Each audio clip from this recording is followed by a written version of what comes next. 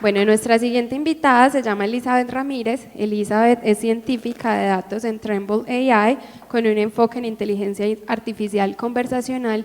Tiene más de 16 años de experiencia en sistemas de computación y ciencia de datos. Tiene 2 pregrados, uno en ingeniería electrónica y otro en ingeniería de sistemas de acá de AFIT.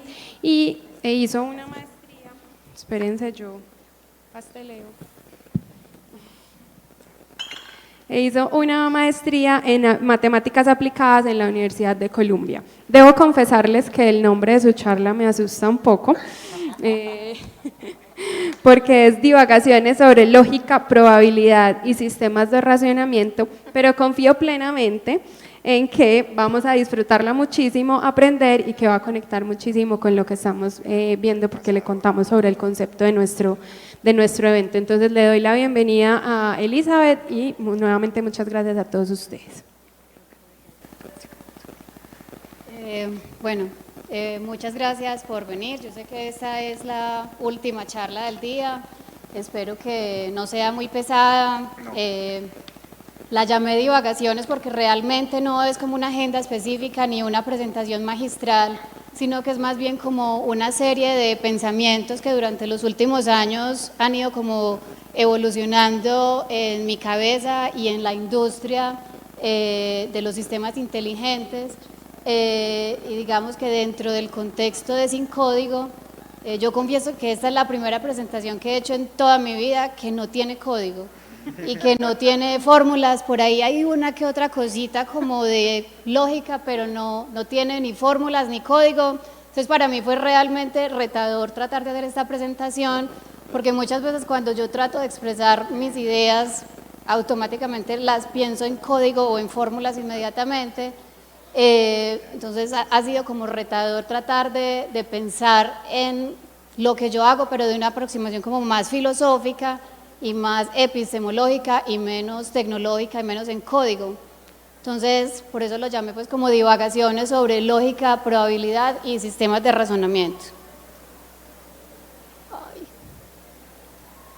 Sí, bueno. Entonces, les quería como mostrar un poquito de mi background, que ya lo habían mencionado anteriormente. Entonces, o sea, ya lo escucharon, pero lo que yo quería mostrar aquí es que yo, como desde mis inicios como profesional, siempre he estado buscando detectar patrones. El cerebro humano siempre ha estado entrenado para la detección de patrones, inclusive el cerebro animal también está detectado para la detección de patrones. Y cuando yo estuve en la universidad, que estudié ingeniería electrónica, todo el tiempo estuve enfocándome en procesamiento digital de señales, procesamiento digital de imágenes, en encontrar patrones en diferentes señales análogas como la voz, como imágenes, luego en otro tipo de señales digitales, ya señales de comunicación, señales de imágenes ya digitalizadas. Luego, cuando estuve estudiando ya la maestría, me dediqué más a investigar cómo puedo optimizar el procesamiento de todas estas señales, ya que los recursos computacionales son limitados, cómo puedo acelerar ese tipo de procesamiento. Y ya en mi vida profesional he trabajado en diferentes áreas del conocimiento, he trabajado en procesamiento natural del lenguaje, he trabajado en ciencias terrestres, en observación terrestre. Ahora específicamente he estado trabajando en agentes computacionales para interacción con clientes, que es lo que todos conocemos como chatbots, pero no necesariamente un chatbot, sino un agente que tome decisiones. Entonces, como que ha sido como un camino que he venido recorriendo ya desde hace muchos años. Yo me gradué de la universidad como en el 2004. Entonces, digamos que ha sido como todo un camino de búsqueda hacia qué es un sistema inteligente y cómo podemos recrear un sistema inteligente generalizado. Entonces, bueno, todos hemos escuchado Machine Learning, Deep Learning, AI, como todos estos términos que ya todos los días nos inundan en todo lado. A mí me gusta pues como compartir este meme que salió en alguna ocasión, y es que básicamente nosotros como que muchas veces nos deslumbramos porque realmente hay un estudio muy fuerte y muy formal detrás de todas las técnicas de Machine Learning y de inteligencia artificial, pero finalmente la data que le estamos inyectando a estos sistemas, con que estamos alimentando estos sistemas, es la data con que los entrenamos y es lo que ellos aprenden.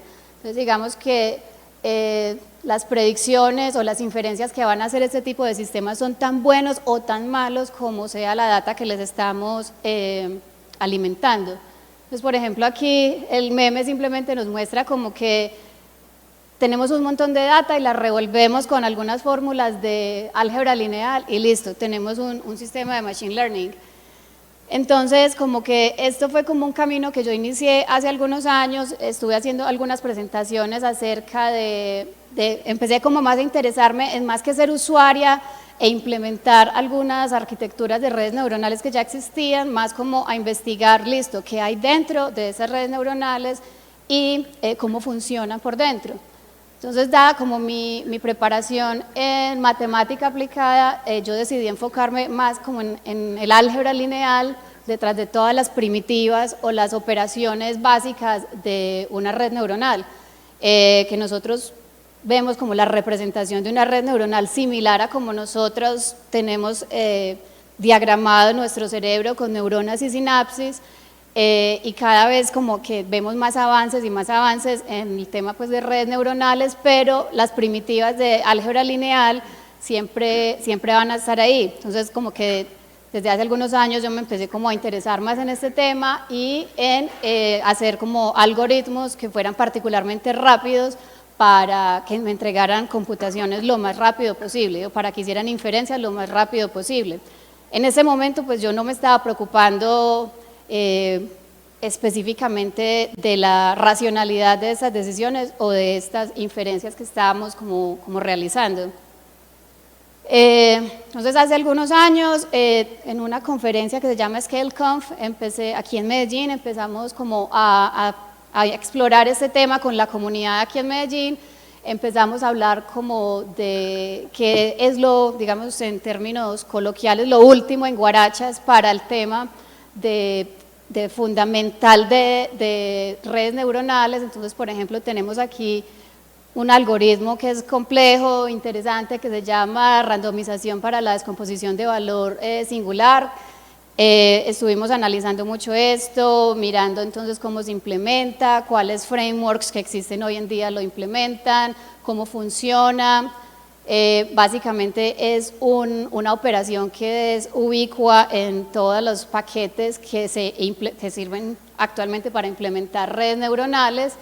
En esa presentación hubo muchísimo código, hubo muchísimas fórmulas. Después de eso estuvimos también explorando otros tipos de primitivas que son la gran mayoría de operaciones o las que más consumen recursos computacionales cuando estamos, digamos, entrenando una red neuronal, son las multiplicaciones de matrices. Entonces también estuvimos viendo cómo optimizar o cuáles son los algoritmos más rápidos para hacer este tipo de operaciones. Hace poquito estuve también en una conferencia de matemáticas industriales y aplicadas hablando de este tema que se llama Automatic Differentiation, para realizar pues como cuáles son los algoritmos más rápidos y más robustos para calcular gradientes, para calcular backpropagation, para hacer un montón de cálculos diferentes que hacemos, o mejor dicho, que hacen internamente las diferentes arquitecturas de redes neuronales. Es una herramienta computacional muy poderosa que casi nadie la ha escuchado o casi nadie, digamos, que se ha interesado en aprenderla, simplemente como que listo, este paquete ya lo hace por mí, Torch ya lo hace por mí, o Keras ya lo hace por mí, ya nadie se interesa por esto. Entonces como que hasta ese momento estuve como indagando, pues a esto me he estado dedicando en los últimos más o menos 6 o 7 años. Pero entonces para esta presentación en particular, que es hablando de el futuro es análogo, entonces ya me puse como muy filosófica, listo, empecé como a pensar entonces como qué es el futuro. Como todos hemos visto, hay como muchas corrientes futuristas que predicen como un desastre de la inteligencia artificial porque las máquinas nos van a superar a los humanos cuando se alcance la inteligencia artificial generalizada. Pues muchos los llaman a ellos como doomsayers, son como los que predicen pues el fin del mundo por culpa de las máquinas. Entonces como que me puse a pensar en ese futuro. Yo no sé, yo creería que parte del público aquí es bastante joven para una referencia que les voy a mostrar más tarde, pero bueno, de pronto la entienden. Pero entonces yo puse aquí como esta parte como del futuro es racional y el futuro va a ser de aquellos agentes, sean humanos o no humanos, que puedan tomar decisiones racionales y explicables sin ningún sesgo cognitivo. Entonces esto es un poema, es un matemático danés que también era poeta y también era inventor y bueno, era como una especie de Da Vinci. Este señor decía que cuál era como el verdadero camino hacia la sabiduría y todos hemos escuchado cuando vamos a charlas de emprendimiento o a charlas de superación personal, por decirlo así, como listo, comete errores, cáete pero vuélvete a levantar, cáete y vuélvete a levantar, si te caes 50 veces, párate 50, bueno, etcétera. Pero entonces él como que nos dice aquí mediante un poema qué es lo que estamos tratando de implementar nosotros en los sistemas de razonamiento artificial. Entonces es como equivóquese, equivóquese y equivóquese, pero cada vez menos y menos y menos y menos. Entonces digamos que puede haber como una asíntota en la cual ya el sistema para de equivocarse, pero la idea es que sí se equivoque cada vez menos. Ya digamos que hablando de hablando de la racionalidad como en términos un poquito más filosóficos, entonces nos referimos como racionalidad a esta corriente de pensamiento que nos permite tener como digamos, creencias que son precisas, pero que también pueden ser modificadas mediante la recepción de nueva evidencia y que nos permita mitigar los sesgos cognitivos que podamos tener en nuestro proceso de pensamiento y también que nos permita examinar o reexaminar las creencias que tenemos. Y cuando hablamos de creencias, no, en este momento no me refiero como a creencias, digamos, espirituales o religiosas, sino a creencias acerca de lo que observamos del mundo, de lo que percibimos del mundo mediante nuestros sensores y lo que inferimos del mundo mediante las ideas que ya tenemos en nuestra cabeza. Luego de hablar de esto, entonces quisiera referirme mucho al tema de inteligencia artificial explicable, que se conoce pues como XAI, y este tipo de inteligencia artificial se refiere como a los sistemas de inteligencia artificial y machine learning que pueden proporcionar explicaciones que son entendibles e interpretables, pues sus predicciones y decisiones, dependiendo como del tipo de sistema que sea, que son interpretables. Entonces, digamos que en este momento lo que queremos son sistemas confiables, que sean rápidos, que tengan digamos, una precisión alta del 90 y algo % con respecto al ground truth o la data con la que los estamos alimentando, pero sin embargo, esos sistemas los sistemas que conocemos actualmente no se pueden considerar como sistemas transparentes, porque actualmente lo mejor que tenemos en términos de sistemas de modelos de aprendizaje o sistemas de razonamiento son todas las variaciones de deep learning que hay. Entonces tenemos recurrente, tenemos generativo, tenemos adversaria, tenemos LLMs, tenemos un montón de ejemplos, pero ninguno de esos puede considerarse como explicable hasta ahora.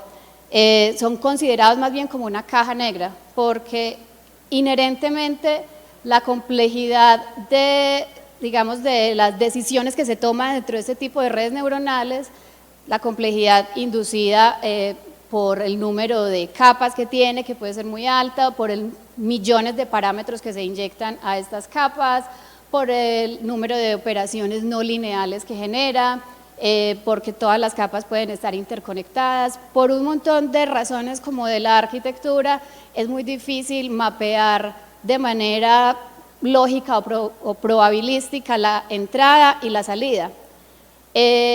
Digamos que el miedo que existe hoy en día es que este tipo de sistemas que no son explicables puedan llevar a decisiones injustas o decisiones dañinas para cierto tipo de aplicaciones que pueden ser muy sensibles, como aplicaciones de salud, interpretación como de, no sé, de radiografías, de todo este tipo de imágenes relacionadas con salud, para vehículos autónomos, que ahorita vamos a ver un ejemplito de esto.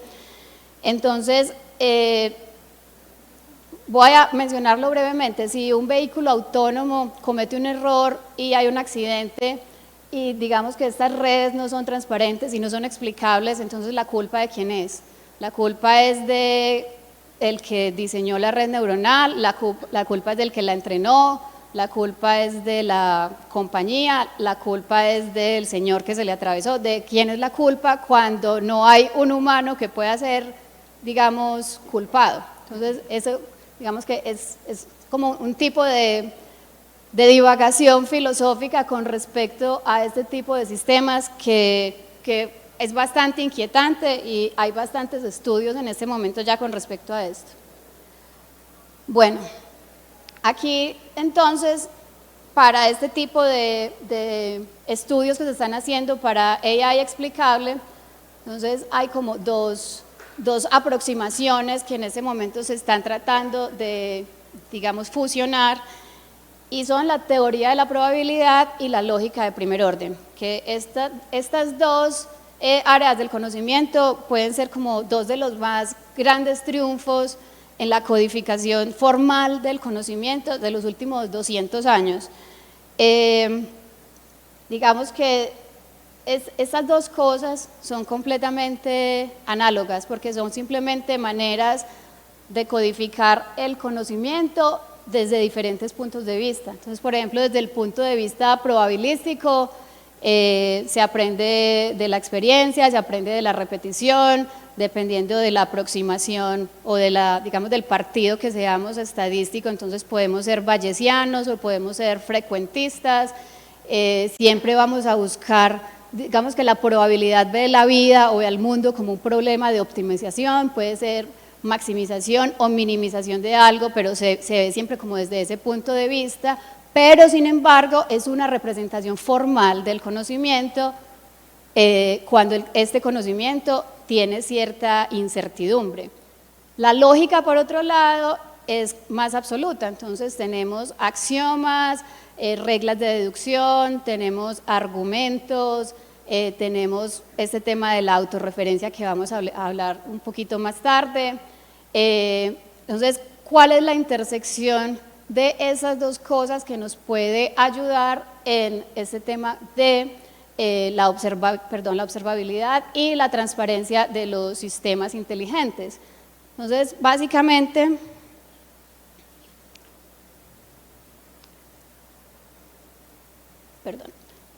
lo que queremos obtener mediante la fusión o la interacción de la lógica con la teoría de la probabilidad son modelos inteligentes que sean capaces de modificarse a sí mismos. Y un modelo es capaz de modificarse a sí mismo cuando puede razonar sobre las consecuencias de hacerlo.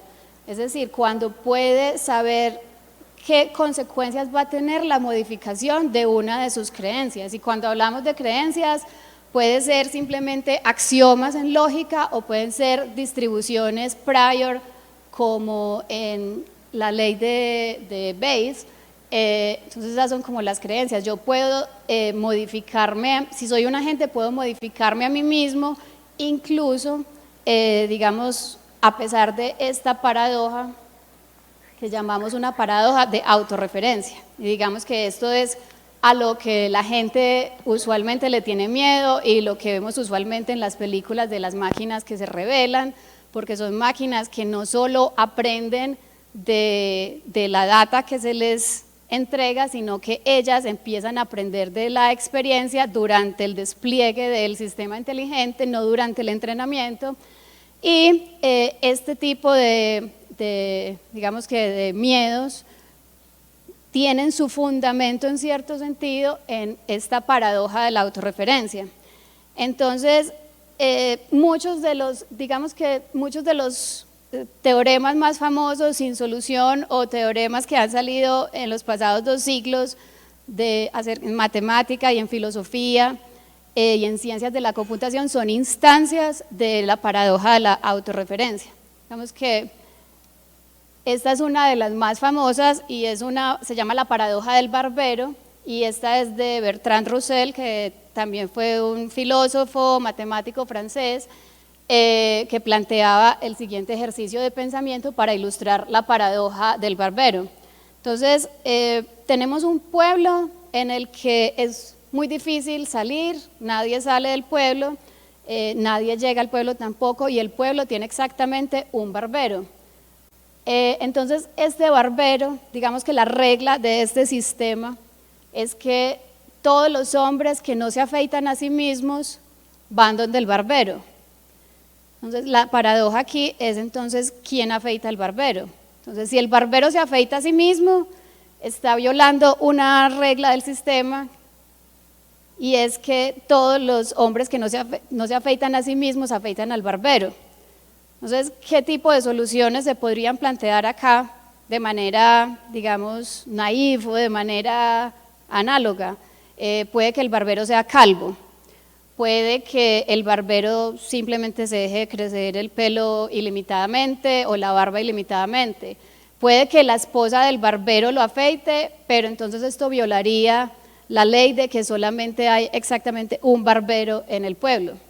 Entonces, digamos que en el contexto de la inteligencia artificial, esta paradoja del barbero hace alusión al problema de la autorreferencia en sistemas autónomos, es decir, cuando digamos, porque si el barbero se afeita a sí mismo es un problema de autorreferencia, y cuando un sistema inteligente trata de modificarse a sí mismo, también es un problema de autorreferencia que puede terminar sea en paradojas o en conclusiones que tienen contradicciones. Esto es un ejemplo que hablábamos anteriormente, sobre todo pues que en el tema de vehículos autónomos, bueno, antes de pasar al tema de vehículos autónomos, acabo de recordar que en los últimos 6 meses o el último año, todo lo que se ha hablado en términos de inteligencia artificial ha sido de modelos largos de lenguaje, de LLMs. Entonces se ha hablado mucho de modelos como GPT, y GPT hace un trabajo excelente en la representación del conocimiento que se le ha inyectado, pero si ustedes se ponen a pensar, un sistema que no sea capaz de aprender mientras está desplegado y mientras está funcionando, pues no es realmente inteligente. Si uno le pregunta algo a GPT que esté más allá de 2021, no te lo va a poder responder porque tendría que ser reentrenado con toda la información que se ha recopilado desde 2021. Entonces, digamos que este sistema no lo podríamos llamar como un sistema realmente inteligente. Aquí, ya cuando pasamos a hablar de cosas como vehículos autónomos, que es donde más debates filosóficos se han generado, porque con ChatGPT se han generado muchos debates filosóficos, que ya los estudiantes no hacen la tarea, que les hace el trabajo de grado, que esto, que lo otro, pero digamos que no, en ese momento no se está poniendo en riesgo una vida humana. En este caso, hay un ejercicio muy interesante en MIT que se llama la máquina moral. Yo a veces he pasado horas jugando con esta cosa y simplemente te empieza a poner escenarios en qué debería ser un vehículo autónomo en cualquiera de estos casos. Entonces, por ejemplo, en el primer caso tenemos una mujer cruzando la calle y tenemos una señora mayor conduciendo, entonces, o conduciendo no, yendo en el vehículo. ¿Qué debería hacer? Como entonces atropellar a la mujer y posiblemente matar a la mujer, o estrellarse contra esta barrera y posiblemente muere la mujer más adulta. Entonces, como es un dilema moral que si tú simplemente utilizas una red neuronal para tomar este tipo de decisiones, puedes definitivamente llegar a conclusiones paradójicas. Esta es, digamos que cómo se puede subsanar o qué están haciendo hoy en día los científicos teóricos para subsanar el tema de la autorreferencia, y es algo que se llama la estabilidad reflectiva.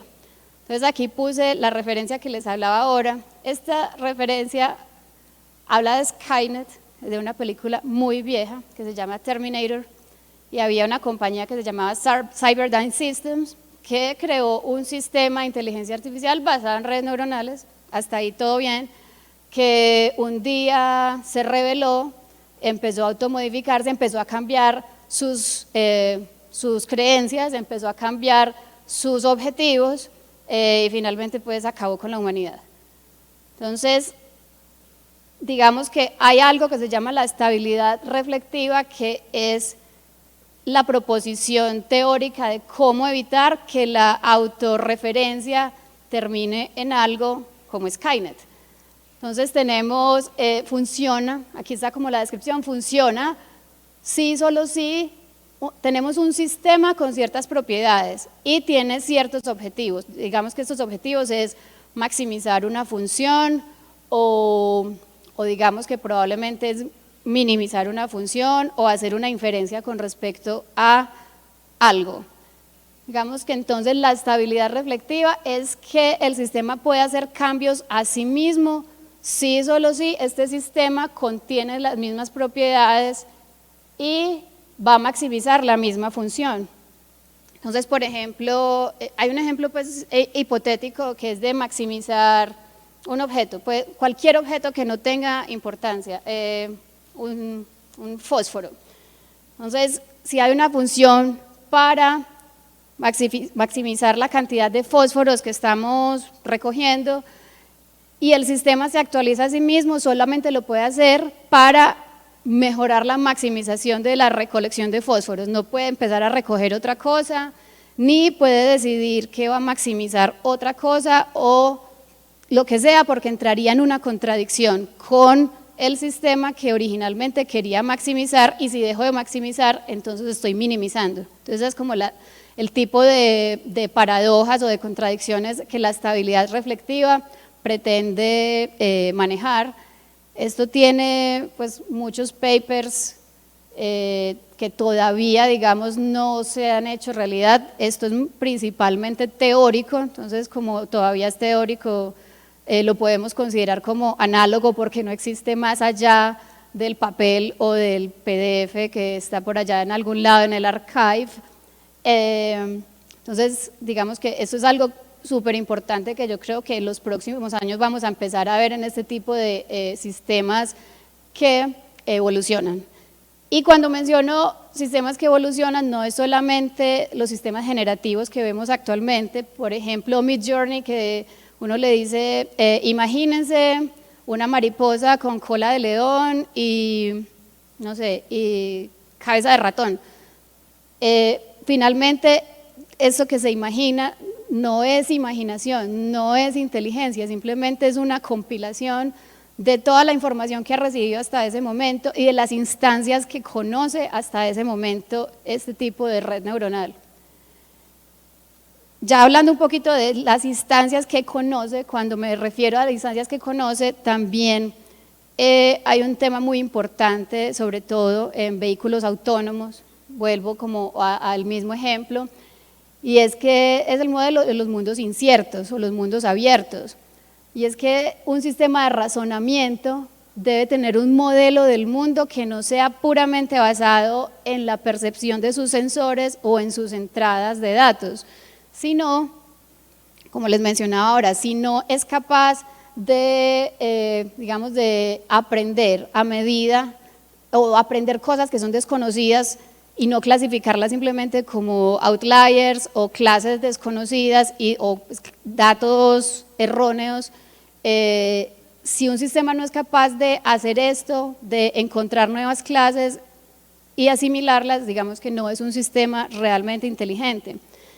Entonces, digamos que cómo lograr que un sistema razone de esta manera cuando solamente tiene un conocimiento parcial de las consecuencias de sus creencias, y sus creencias son las que tiene a partir de lo que ha observado, y cómo una gente racional puede resolver ese tipo de cosas. Entonces volvemos como al tema filosófico y a la actualización de las creencias, que a medida que uno va leyendo eso, uno también como que va asimilando esto como para uno mismo, y en términos lógicos nosotros podemos dividir como la percepción del mundo en creencias y en conocimiento, lo que yo creo que es el mundo o lo que la gente artificial cree que es el mundo y lo que ya tiene certeza que es a través del conocimiento. Entonces digamos que las creencias se pueden expresar siempre como una mezcla de afirmaciones lógicas y probabilísticas. Entonces hemos visto, por ejemplo, podemos tener una creencia de que, no sé, la Coca-Cola es mala con una probabilidad del 85%, pero ¿cuáles son las consecuencias de esa creencia? Eso, si modificamos esa creencia, ¿cuáles son las consecuencias de modificar esa creencia? Cuando ya tenemos conocimiento, es que tenemos ya nuestra creencia con una probabilidad de 1, o sea, ya es certero y ya sabemos que lo que creemos tiene una probabilidad de 1.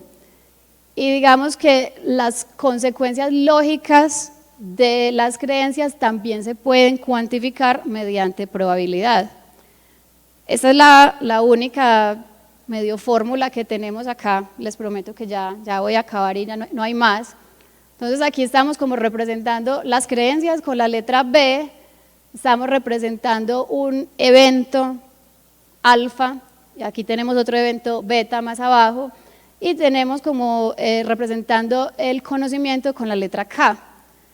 Entonces, la primera implicación es una implicación que a mí me parece muy importante para un sistema. En ese momento está codificada en términos de lógica, no en términos de código, pero quiere decir que si yo tengo una creencia con probabilidad R, esto está contenido dentro del conocimiento, o sea, yo conozco que tengo esa creencia.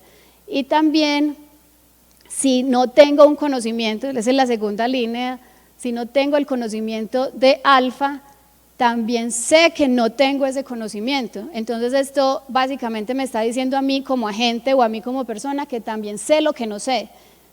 Entonces esto es como muy importante para este tema de del modelo del mundo probabilístico o del mundo que no es completamente observable. También tenemos, por ejemplo, dos eventos o dos instancias de eventos que son completamente idénticas. El sistema debe tener la misma creencia con respecto a estas dos instancias. Esta creencia también debe ser idéntica. Y cuando hablamos de las consecuencias de cómo codificamos de manera lógica las consecuencias de nuestras creencias, entonces si nosotros tenemos una creencia disyuntiva, nosotros creemos esto o esto y le asignamos una probabilidad R en este caso, es muy difícil inferir cualquier otra cosa de aquí. No puedo decir exactamente que la probabilidad de que yo crea P es esta o la probabilidad de que yo crea Q es esta, pero la única consecuencia lógica de esta proposición que tengo aquí es que definitivamente mi creencia de la negación de P o la negación de Q no es 1. Es como la única consecuencia lógica, y este tipo de argumentos son el tipo de argumentos que se están incorporando de manera formal. Digamos que eso es una palabra muy clave aquí, porque todas las redes neuronales y la mayoría de los algoritmos de machine learning no son definiciones formales del conocimiento, sino que son identificación de patrones que, por muy complicados que sean, siguen siendo definiciones no formales. Entonces la búsqueda de la inteligencia artificial explicable busca hacer este tipo de cosas, de manera que se puedan entender las consecuencias de cada uno de los beliefs o las creencias del sistema. Bueno, yo sé que esto pudo haber sido un poquito divagando, porque realmente lo único que estaba haciendo aquí era divagando sobre cómo empecé pensando en cuáles eran las primitivas de álgebra lineal y las operaciones matriciales a gran escala que se hacían dentro de una red neuronal, hasta terminar en algo como tan etéreo y tan filosófico como puede ser este tipo de cosas. ¿Cómo puedo representar de manera formal que sé que no sé algo? Pues esto era como todo lo que les traía para hoy. Espero que les haya gustado un poquito. Muchas gracias. No sé si tienen preguntas. Eso, ¿alguien tiene una pregunta para Eli? Yo aquí les dejo como mis pues mis datos. No sé si la gente todavía usa Twitter, pero yo todavía lo uso. Email definitivamente sí lo uso. Si algún día se les presenta alguna discusión filosófica o tecnológica o en la intersección de la filosofía y la tecnología, pues me escriben y charlamos, que es interesante. No parece, pero sí.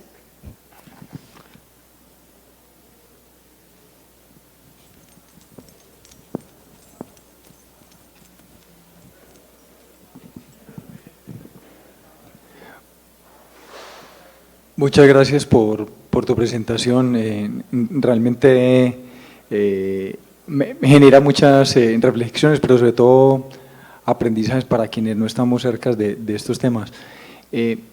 Yo trabajo en una empresa en la que desarrollamos una red neuronal para poder hacer el mejor match posible entre las hojas de vida que se presentan a una vacante y los requisitos del cargo.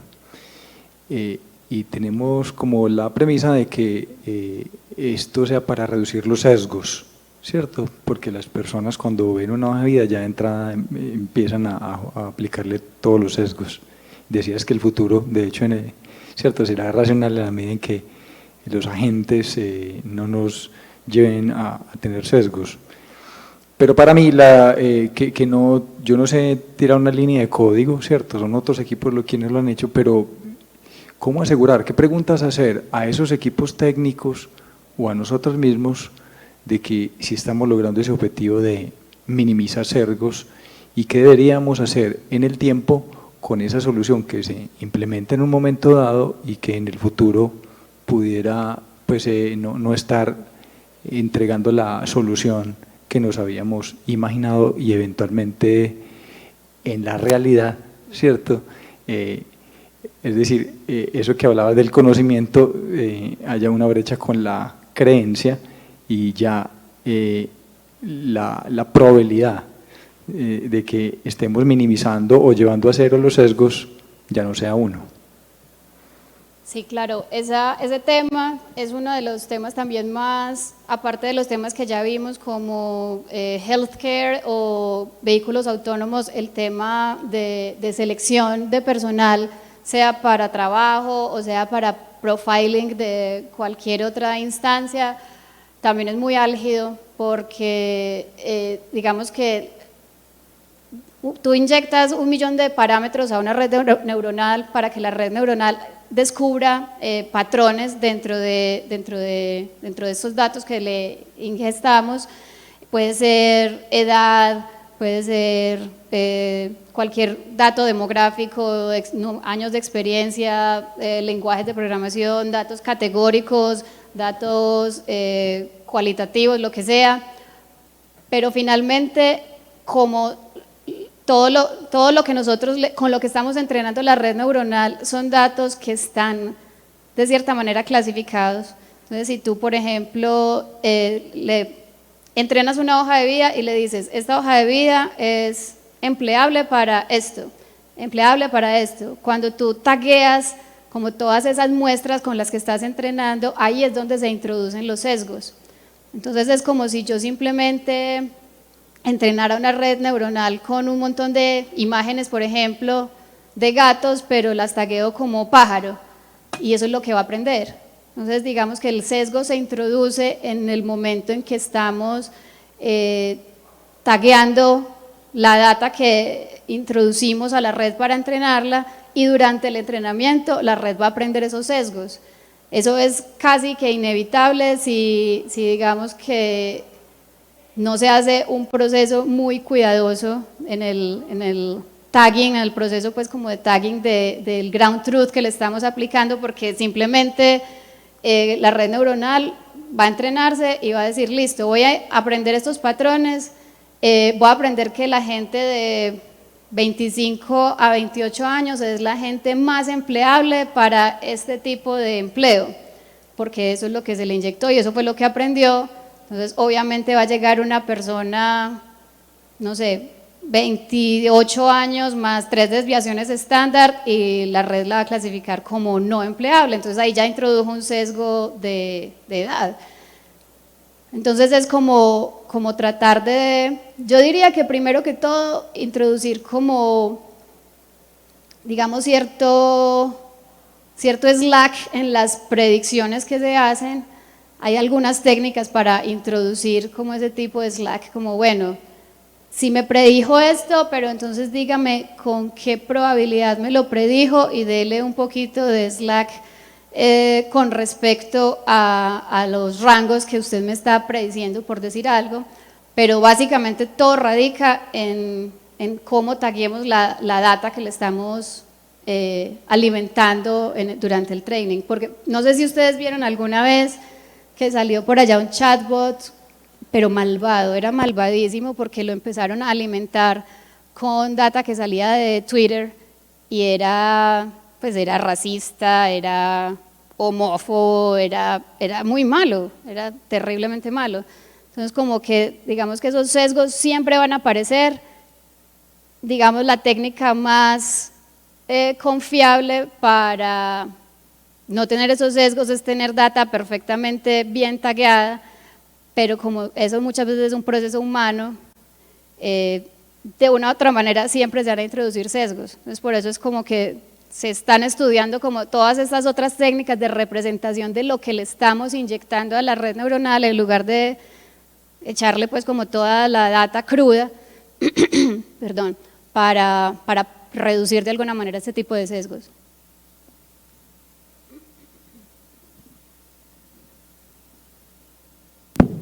Eli, muchísimas gracias, primero porque creo que fue un esfuerzo para ti hacer esta presentación sin código y sin fórmulas, pero realmente pues fue una explicación muy cercana y muy chévere de lo que estas divagaciones, como tú lo llaman, representan. Yo quisiera preguntarte qué tanto se dan estas divagaciones entre ustedes, pues como entre tú y tus colegas, porque creo que eso es como lo que enriquece ese posible futuro, que no muchas personas están haciendo eso, y esa es como la forma, lo pienso yo como en poner la parte ética y como responsable de ese futuro que se está creando en eso que llamamos como la gran inteligencia colectiva y artificial. Entonces es simplemente como una curiosidad que se me genera de si es algo muy tuyo o si es algo que genera, que es común como entre ustedes. No, en realidad hay una comunidad, hay varias comunidades, pero hay una comunidad muy grande que a mí me gusta mucho, que o sea, tiene muchos miembros, se llama Less Wrong, como menos equivocado. Es súper interesante, a veces puede rayar un poquito en lo extremadamente filosófico, pero también hay gente muy capacitada como en todo este tipo de aspectos filosóficos de la inteligencia artificial, y también hay gente que se va a algunos extremos, hay gente que dice que la inteligencia artificial general va a ser nuestra ruina. Hay de todo, es como que fuera un Reddit pero más organizado. Esa comunidad, todo el tiempo hay este tipo de discusiones que son muy interesantes, y es como que vemos como la inteligencia artificial como la meta general, porque como la inteligencia artificial siempre está direccionada como a un dominio específico, siempre es o salud, o vehículos, o texto o esto, pero entonces cuando digamos que la última meta de la humanidad como civilización es poder crear una, pues para algunos de nosotros es poder crear una inteligencia artificial general. Para algunos es la última meta, para otros es la maldición, pero hay comunidades en las que se discute de manera muy formal. Eso sí, eso tiene ese less wrong, al contrario que Reddit, que todo es lleno de formalismos. Entonces, digamos que la gente en realidad sabe bastante de lo que está hablando. Así, les recomiendo que lo busquen y pueden leer por ahí algunos, hay como algo que llaman ellos el códex, que es como, puede ser un poquito medio culto, pero es bastante interesante por si lo quieren leer. Vale, y tengo dos últimas preguntas para cerrar. Uno, ¿cómo ves tú como el futuro de la inteligencia artificial? ¿Cómo es tu proyección? Pues yo realmente, yo siento que le falta muchísimo. O sea, yo lo veo generalizado en unos, no sé, 50 años. Pues lo digo yo con todo el desconocimiento del mundo, puede que haya muchos avances que yo no haya tenido tiempo de leer o no los entienda ni siquiera, pero yo pues como que todavía no me sorprendo de manera así pues como tremenda con los avances que hay en este momento, porque son como simplemente formas de organizar el conocimiento de manera mucho más óptima, porque ya tenemos mucha más capacidad de computación. Pero como mencionaba anteriormente, realmente no son todavía sistemas completamente inteligentes, entonces no los veo como una sucesión de la humanidad todavía. Entonces, todavía yo no veo que estemos ahí, yo creo que le falta muchísimo, que hay máquinas que ya están súper automatizadas y que le realizan tareas repetitivas desde hace muchos años. Desde que yo estaba en la universidad, recuerdo que fui a Sofasa y ya veía brazos robóticos soldando y cortando piezas, o sea que eso no es nuevo. Y eso es control clásico. Entonces, cuando vemos, por ejemplo, los robots de Boston Dynamics, todos somos, ay no, Dios mío, los robots van a acabar con nosotros, en realidad eso es control clásico que existe de toda la vida, entonces a mí eso como que no me sorprende tanto, pero en el momento en que ya sí veamos un sistema que sea capaz de actualizar sus propias creencias y proyectar como las consecuencias del cambio de sus creencias, ya de pronto sí me asustaría un poquito. Pero eso te iba a preguntar, si tu percepción era asustadora o esperanzadora. Las dos, sí, yo creo que me debato constantemente entre las dos. Okay. Todavía no me decido. Listo. Y la última pregunta es, ¿qué piensas del eslogan de nuestro evento, El futuro es análogo? Pues inclusive mi último año ha sido demasiado análogo, como que no sé por qué, mientras más me dedico a hacer cosas más y más digitales, empiezo a apreciar el mundo análogo más. Me he dedicado mucho más a sembrar plantas, a cocinar, a hacer origami, a hacer un montón de cosas que no podemos dejar en el olvido simplemente porque ya somos seres extremadamente digitales. Entonces como que pues inclusive es cosas de las que ya he hablado en el pasado, como hay cosas que no se pueden dejar perder por muy tecnológicamente avanzados que estemos. Entonces, para mí me parece bellísimo, pues yo todos los días me levanto y miro cómo van mis semillas, ya crecieron, bueno, y eso pues más análogo no puede ser y son cosas que no podemos dejar perder. Perfecto, me encanta tu reflexión, porque fue también lo que nos invitó a tener plantas en este escenario, a conectarnos con lo natural y a como les contábamos, pues alrededor de todo este espacio, conectarnos con esas cosas que creemos que nos potencian como humanos y que no podrán ser reemplazadas por la tecnología. Entonces fue como un cierre perfecto. Muchísimas gracias, Eli, por acompañarnos y a todos. Esta es la última charla de nuestro evento.